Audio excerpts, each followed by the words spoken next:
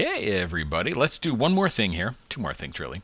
Let's go to our surface editor, and I'm going to go to the feature presentation and open up that guy. For the sides, let's just go real simple. We don't want these green, of course. Duh. We want them chocolate brown, like that. Kind of reddish brown, be cool. Real simple. 80% diffused, little shine, little gloss, little reflection. That's it. Environment, we can just do spherical map. We're not doing any ray tracing in this scene simply because it takes too long. We could have it reflect the film strip, or the red-blue background, or New York City. I think we'll do instead. That will give it a little bit better look. Let's do 50%. Yeah, why not? Should show up in there, but it's not. I'm going to right-click that and copy. Go to my bevel, right-click and paste. But for the bevel, we are going to make it not quite as deep. And instead of a New York City reflection, we're going to load an image and load up our tinfoil. And it might be a little too metallic for this kind of thing, but that's okay. We'll see how it looks. And then I'm going back to the sides, or back to the face it is, right-click and paste. Okay, so there's all of our surfaces. We don't want any smoothing on the face, of course. And for this face, we'll right-click and copy that. And for the presentation letters, right-click and paste as well. And I got a film strip surface in there, and did I accidentally...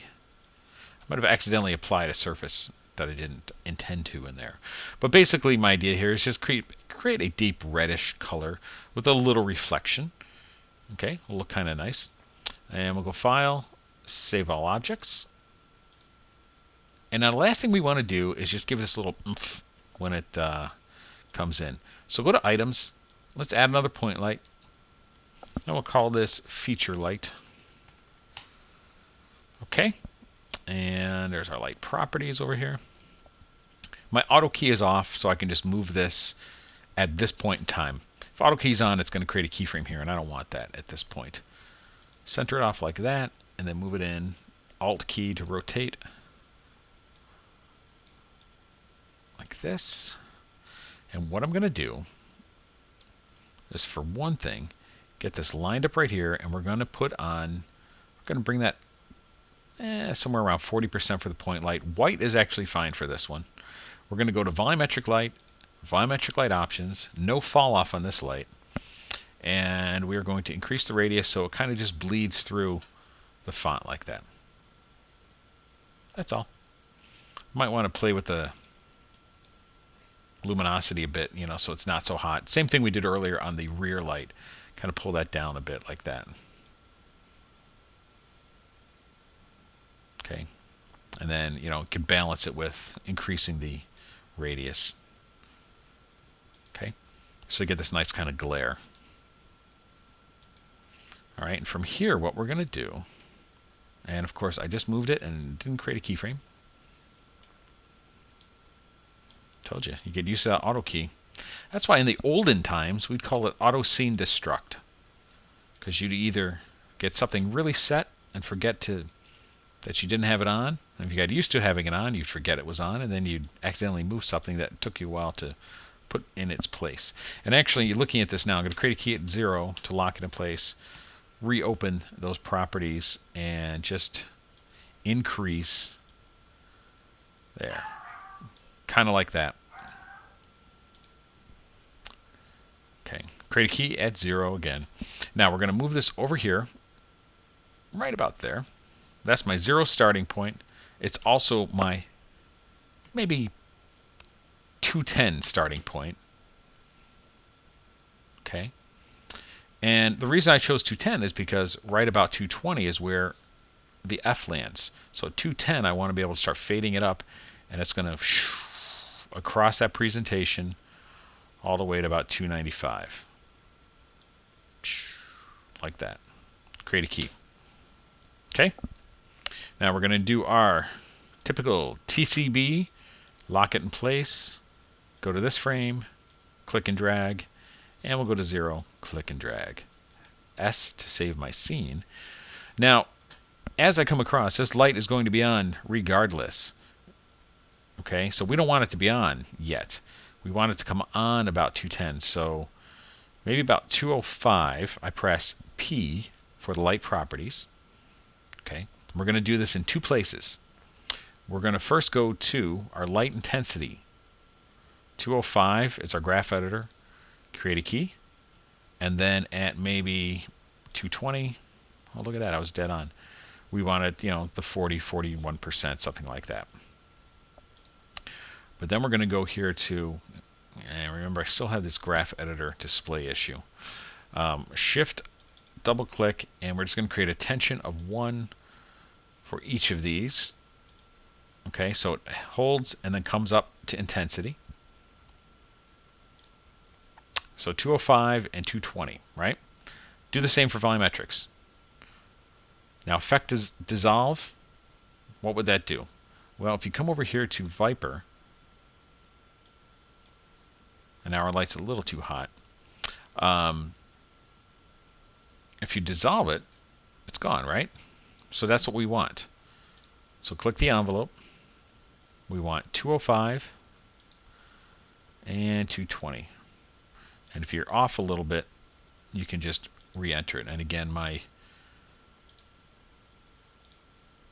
little thing is goofy here, but 225 select. We actually want that to be 220. And frame value, we want 0 dissolved at 220. And for this one, if I can select it, got to check this graphic driver here. Okay, so 220, it's 0% dissolved. 206 or 205, that's fine. It's 100% dissolved. And the same goes for 0. 100% dissolved. We don't want to see it. Put a tension of 1 on. We do not want to see the flare or volumetric until 220. So it's going to come on at 205 and flare up at 220. And we should probably turn it off as well. But here it is at 205, and if you come to 220, there it is coming on. Okay, so he's going to flare up and shoot across the screen. Now, what I'm going to do, just because I'm lazy, but also it might look cool, is instead of this 295 being here, maybe at 320, well, I'll just do 300 because we only have 300 frames. We're just going to shoot that off the screen like that. Or 295 where we have our existing keyframe. So it's going to run a little faster, but it'll still look pretty cool. Okay. So there's our light. It fades on, streaks across, allows us to see that. And we're good to go. And this is somewhat what it looks like. There's our light kind of streaking through. Very subtle, just, puts these little glares and glints and everything. If you're so inclined, and I don't know how this would look, if you go to lens flare for that light, like there, press D, get your display options, and make sure OpenGL lens flares is on, like that. You can, in the lens flare options from the lights properties panel, we don't want the grad outer glow and we don't want the ring. You could put a little bit of glow on there, but it's kind of pointless because I already have the flare. What I'm thinking about is these lens reflections. Might be a little bit of cheese, but because the light is actually not really that bright, the lens reflection won't be that bright either.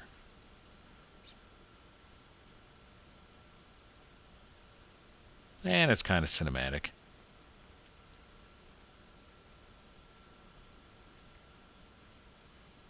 Now, 188, that should not be on. So make sure we've got this right here. 0%. See, now the lens flares should be working independently, but it's not. We could do it globally, but we only have the one. So what I'm going to do here is I can set an envelope for this lens flare and do the same thing. Where at 205 we have a keyframe, 220 we have a keyframe, and so on. What a lot of people do, and I've done this as well, is they create a null object parented to the light and put another light on top of that and then use that light only as a lens flare. I don't know if I'm going to use this. It might be a little overkill with the flare itself, but if you wanted to balance that, you would just envelope this value as well, just the way we did with the flare, at those particular keyframes. Okay, so don't need to use that. Let's go save all objects. And let's save scene. And there you go. There's our feature animation. So go ahead and look at, you can look at 27. Video 27 shows the final render. Or you can just look at this in the final renders category.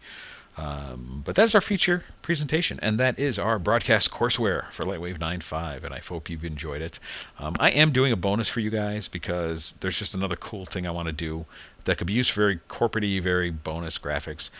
So anybody that's ordered, I have your emails, the company has your emails, and our system will send out the bonus links in a few weeks or a month when we can get them ready with the free video. And we're just going to include it with the course down the road. But for those of you that pre-ordered right now, you've got the full course now, and we're going to put this extra bonus tutorial in there, which will be easily another 2 or 3 hours of training. Just doing one more type of graphic, and it's that very typical bumper graphic that you often see in between news segments, over-the-shoulder graphics, or even just a full frame graphic without a news anchor. Just showing some text information that you can animate as a background. So I'm going to create that for you. But in the meantime, take a look at all of these over and over again as reference. Make your own modifications. Don't follow my rules 100% exactly. If you feel free that something's working a little bit better for you in one direction, please go that way. And keep in touch. Let me know how you're doing with these renders, and visit our forums. Go to 3D Garage and click the forums link right on the front page, and you can post your work on there. We'll create a thread for the broadcast course. All right, and we will see you next time.